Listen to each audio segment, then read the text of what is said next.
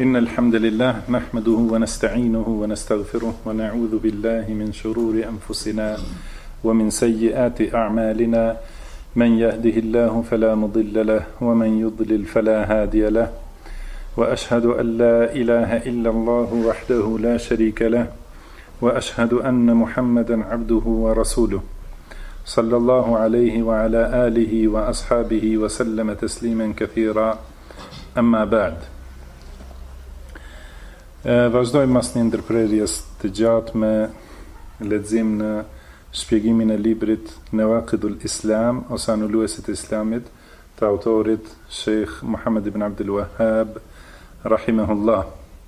Jemi te anulluesi I dytë, ku ka thënë autori rahimahullah, الثاني do të thënë I dyti, من جعل بينه وبين الله وسائط يدعوهم ويسألهم ويتوكل عليهم.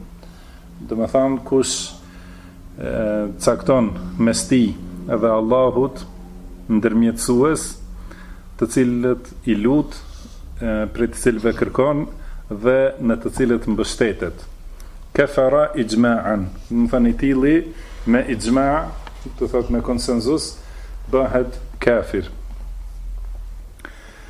Në këtë, do më thanë ky lloj I anulluesit të Islamit, ky lloj prej llojeve, do të thënë të anulluesve të Islamit, që është, do të thënë ai që cakton mes tij dhe Allahut ndërmjetësues, është një prej llojeve të shirkut.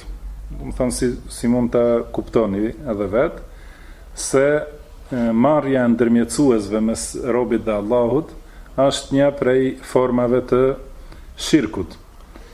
Atëherë pse autori rahimahullah e ka përmend këtu të veçantë, kur te anulluesi paraprak, do të thënë te anulluesi I parë, e ka përmend shirkun. Pse këtu e ka përmend edhe një lloj të shirkut? Kam thënë dietarët se ka bën veç, do të thënë e ka përmend si anullues të veçantë, sepse kjo ndodh shumë shpesh. Të shumë njerëz, do të thënë prej atyre që I atribuohen Islamit, ndodh kjo, edhe nuk e llogaritin se është prej shirkut. Do thot, pasi e ka sqaru në anulluesin e parë, do të thënë ose në pikën e parë, se një prej anulluesve të Islamit është shirku, ka mundësi që dikush kur e lexon, do të thënë atë se është anullues shirku, edhe lexon sqarimin për shirkun, ndoshta mendon se kjo marrja ndërmjetësuesve për tek Allahu subhanahu wa taala, mendon se nuk është prej shirkut, edhe mendon se ajo nuk është që e nxjerr njeriu prej Islamit. Do të thonë për shkak të asaj se kjo ndodh shumë shpesh te shumë njerëz, edhe shumë ndodh te ata të cilët I përkasin, do të thonë I atribuohen Islamit, edhe për shkak se te shumica e tyre ndodh për shtjellim edhe nuk e kuptojnë se ajo është prej shirkut, e ka përmend si anullues më veti. Do të thonë për shkak të rëndësisë që ka. Edhe kjo ndodh shumë te ata që I adhurojnë varret, thot mundohen të afrohen te ato evlia që I quajnë evlia, vetëm do të thonë me qëllim që ai të ndërmjetësoje për ta te Allahu, ose t'ja përcjellë Allahut nevojat e tyre, e kështu me radhë, siç pretendojnë ata. Do të thënë kjo është marrja e ndërmjetësuesve për te Allahu. Edhe nëse ju thuhet aty nëse kjo është shirk, edhe shirku është prej anulluesve të Islamit, do të thonë se kjo nuk është shirk, se ne nuk I lutemi atyne, po kërkojmë ndërmjetësim prej tyre, kërkojmë, do të thonë që t'ja përcjellin Allahut, do të thonë nevojat tona. Sepse ata thonë ky është njeri I mirë, është evlia, edhe kurse ne kemi mëkate e kështu me radhë, do të thonë ndodh që Allah nuk na I pranon lutjet, prandaj ne ja drejtojmë këtyne njerëzve të mirë që ata të ndërmjetësojnë për neve te Allahu. Edhe për këtë shkak, do të thonë e ka përmend si anullues të veçantë për të sqaruar argumentet se edhe kjo është prej llojeve të shirkut, edhe kjo është që nxjerr njeriu prej Islami. se përndryshe edhe mushrikt e parë, edhe mushrikt në kohën e pejgamberit sallallahu alaihi wasallam e kanë përdor po të njëjtin argument, siç ka treguar Allahu subhanahu wa taala, ka thënë walladhina ittakhadhu min dunihi awliya, do të ata që kanë marrë të adhuruar të tjerë përveç Allahut, kanë thënë ma na'buduhum illa liyuqarribuna ila Allahi zulfa, do thotë nuk i adhurojmë për asgjë përveç se që të na afrojnë tek Allahu. Edhe kjo do të thotë se shirku, siç mendojnë shumë prej njerëzve, se shirk ose si e përkthejnë shqip politeizëm, mendojnë se është vetëm adhurimi i idhujve, vetëm i adhurimi i idhujve ose formave të ndryshme që ata i quajnë zota ose i quajnë perëndi ose i quajnë të adhuruar e kështu me radhë. Mendojnë se vetëm kjo është shirk, edhe nuk e kuptojnë se edhe kjo mënyrë e caktimit të ndërmjetësuesve për te Allahu është pikërisht është ai shirku. Çka do të thotë ndërmjetësues? Do thotë, e ka përmend këtu autori rahimahullah, do thotë ai që merr ndërmjetësues mes tij dhe Allahut. Thotë ka bën kufër me ixhma. Ndërmjetësuesit mes Allahut edhe krijesave të tij janë dy lloje. Lloji i parë që është i patjetërsueshëm, kurse lloji i dytë është që kanë caktuar disa krijesa, por që është prej çështje ose është çështja më e ndaluar sepse është shirk. Lloji i parë është ndërmjetësuesit mes Allahut dhe krijesave të tij, të cilët i përcjellin fjalët edhe porosit edhe urdhrat e Allahut deri te krijesat. E ata mund të jenë prej melaikeve edhe prej njerëzve. Do të thonë siç janë pejgamberët e Allahut, edhe melaiket ose Xhibrili alayhi salatu wassalam, i cili i bart fjalët e Allahut deri te pejgamberët e tij. Edhe gjithashtu i bart edhe fjalët dhe urdhrat e Allahut deri te melaiket e tjerë. Siç ka thënë Allahu në Kur'an, Allahu yastafi min al-malaikati rusulan, do thotë kuptimi i ajetit është se Allahu zgjedh të dërguar prej melaikeve dhe prej njerëzve, pra që ti kumtojnë fjalët e Allahut. Pra ky lloj i ndërmjetësuesve është i patjetërsueshëm, sepse Allahu e ka caktuar ashtu. Do thotë Allahu ka caktuar që të zgjedh prej melaikeve edhe prej njerëzve. Allahu yastafi min al-malaikati rusulan wa min an-nas. Do të thonë Allahu zgjedh të dërguar prej melaikeve dhe prej njerëzve, pra të cilët i transmetojnë fjalët e Allahut. Lloji i dytë është ai që është harami më i madh, edhe që është shirku.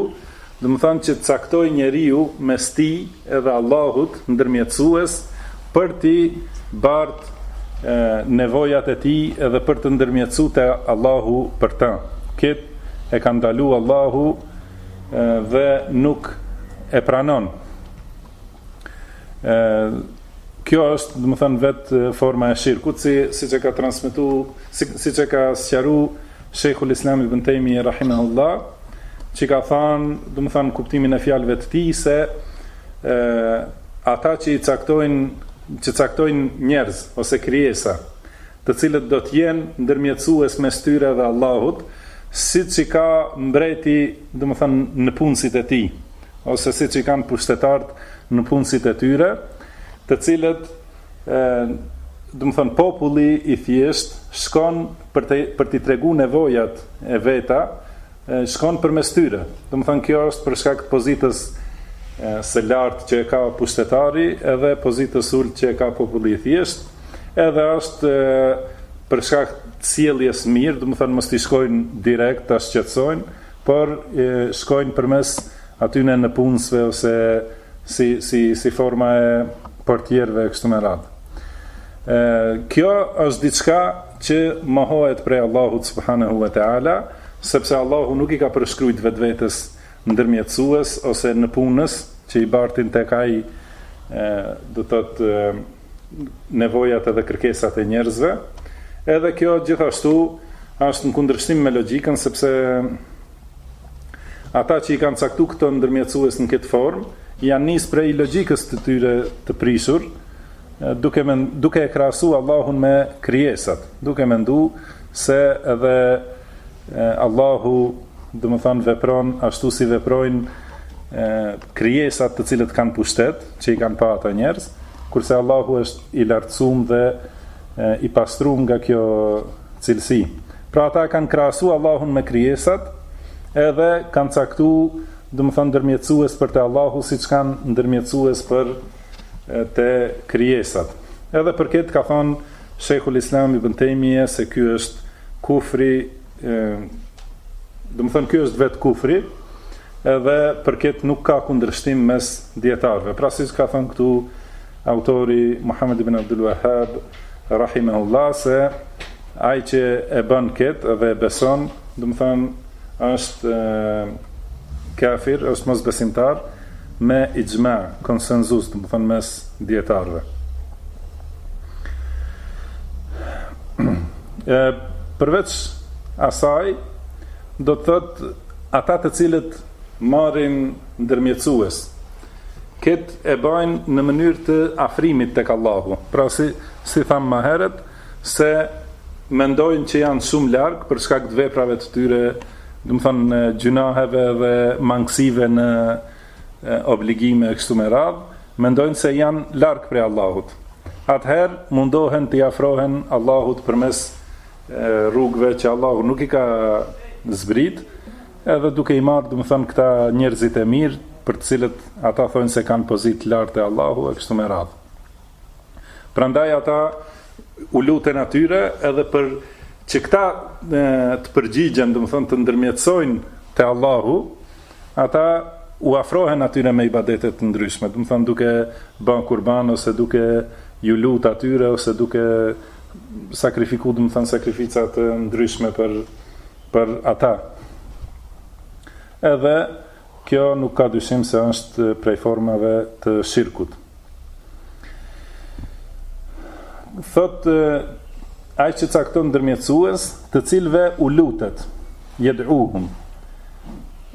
Lutja ose duaja, pra në shariat ka dy lloje të duave, dua u ibade, që quhet, do të thonë dua ibadeti, edhe dua u mes'ale, dua kërkese. Do të thonë lutje që është ibadet, edhe lutje që është kërkesë.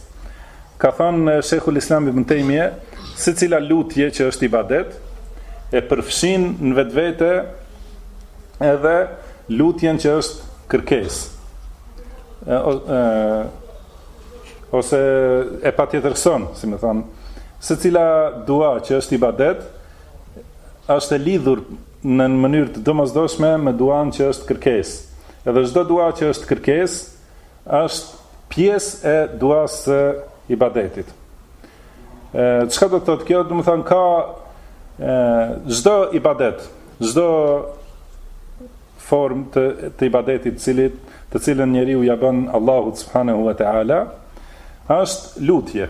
Do të thonë sikur agjerimi, sikur dhënia e zakatit, e kështu me radhë, të gjitha llojet e ibadetit, ato quhen dua ibadeti. Edhe në vetvete përfshin edhe duan e kërkesës, sepse njeriu kur e bën ibadetin, do të thonë aty nënkuptohet se ai i lutet Allahut që t'ia pranojë atë ibadet, edhe ta shpërblejë për ta. Kurse duaja e kërkesës është kur njeriu i lutet direkt Allahut për një nevojë, do të thonë o Allah, më fal mëkatet, o Allah më furnizoj kështu me radhë. Kjo është dua e kërkesës. Edhe kjo është, do të thonë, pjesë e ibadetit, sepse me këtë kërkesë që njeriu ja drejton Allahut, do të thonë se i bën ibadet atij. Thotë kjo është e qartë. Pra duaja çka është ibadet, në vetvete ose lidhet ngushtë me duan e kërkesës, pra nuk mundet munda, sepse njeriu kur e bën në ibadet, gjendja e tij është, do të thonë, se kërkon prej Allahut që t'ia pranojë atë dhe ta shpërbleje për atë ibadet. Edhe kur njeriu i lutet Allahut për diçka dhe i kërkon, domethënë se me atë lutje dhe me atë kërkesë i bën ibadet Allahut. Vetë kërkesa tek Allah është ibadet. Po, domethënë vetë kërkesa është ibadet. Por edhe ibadeti është kërkesë. Domethënë në këtë aspekt e ka sqaruar Ibn Taymija rahimahullah. Pse e sqarojmë këtë?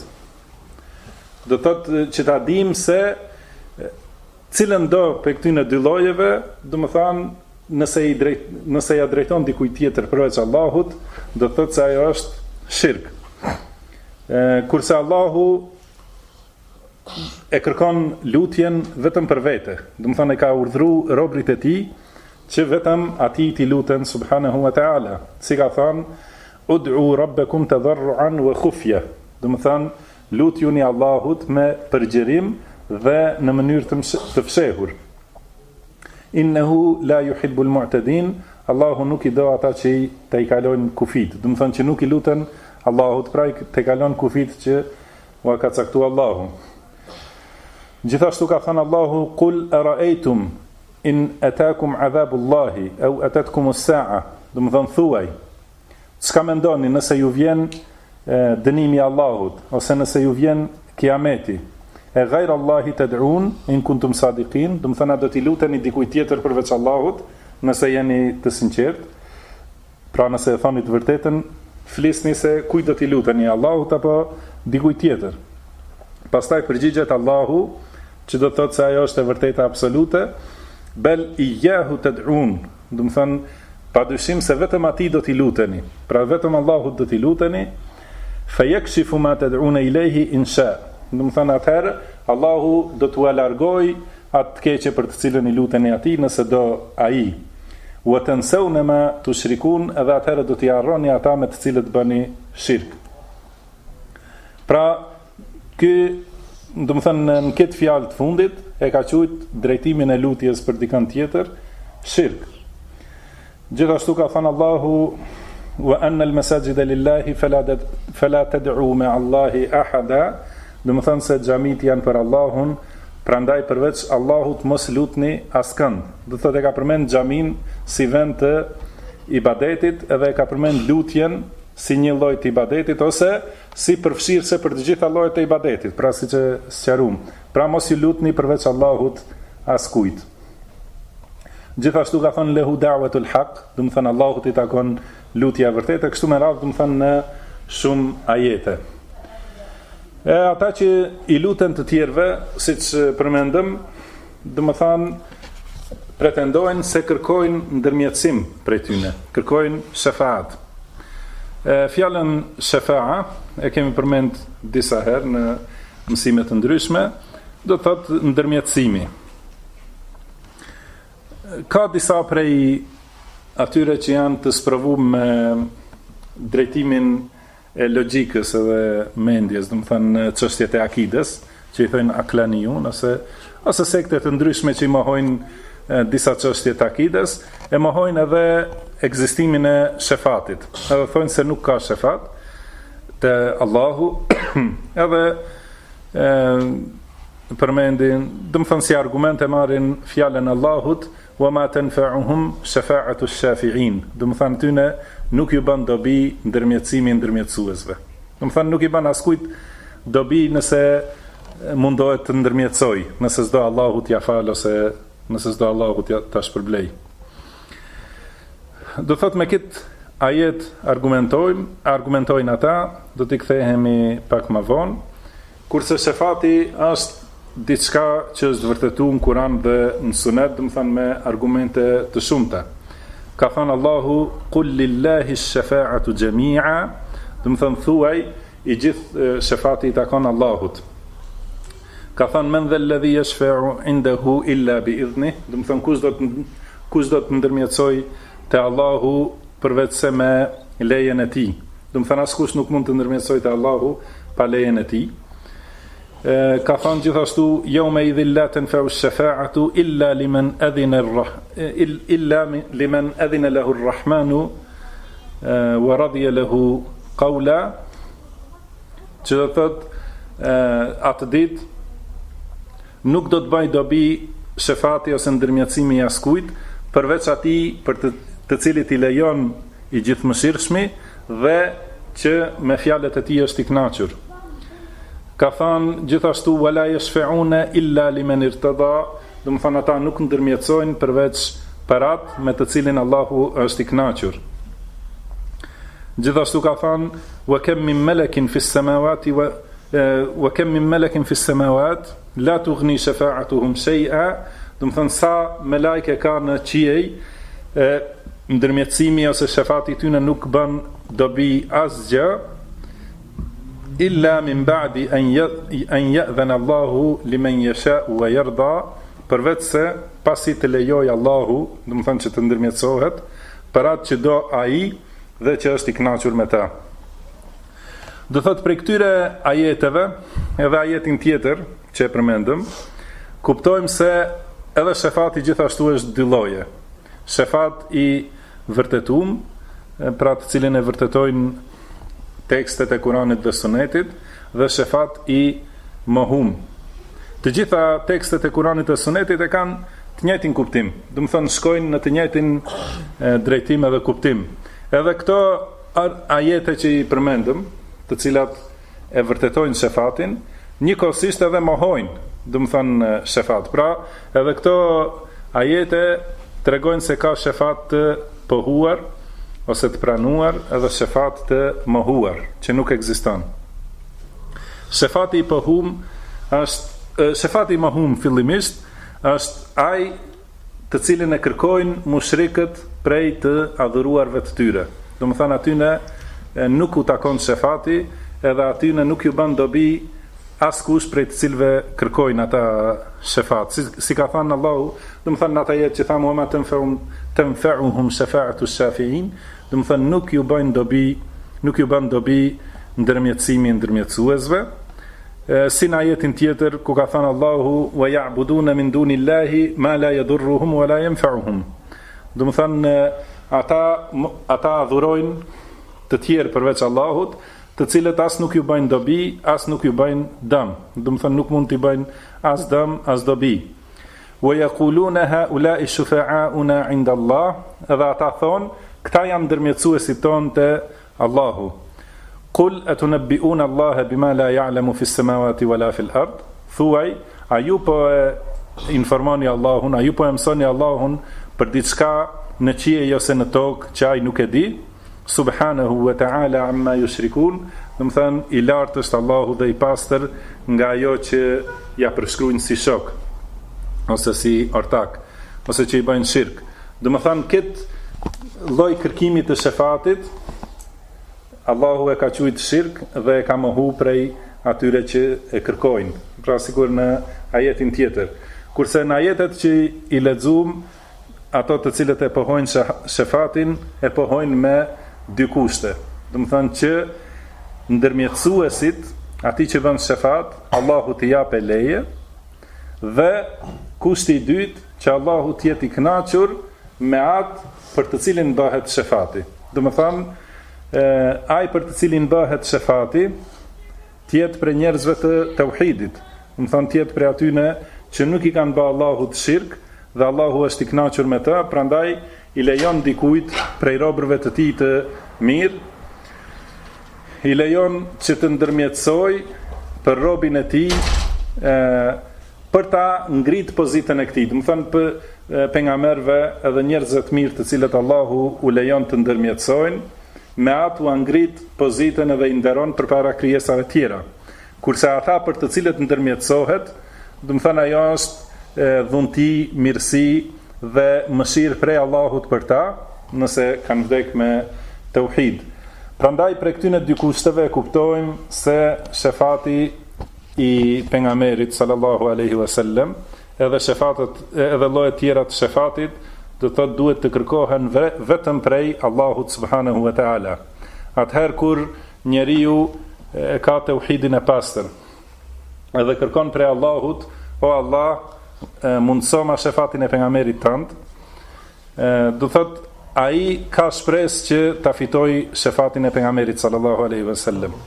E ai njeri që i lutet pejgamberit sallallahu alaihi wasallam, edhe i thot ndërmjetëso për mua, do të thonë ai nuk ka shpresë se do ta fitojë shefatin e pejgamberit sallallahu alaihi wasallam, sepse ka bë shirk.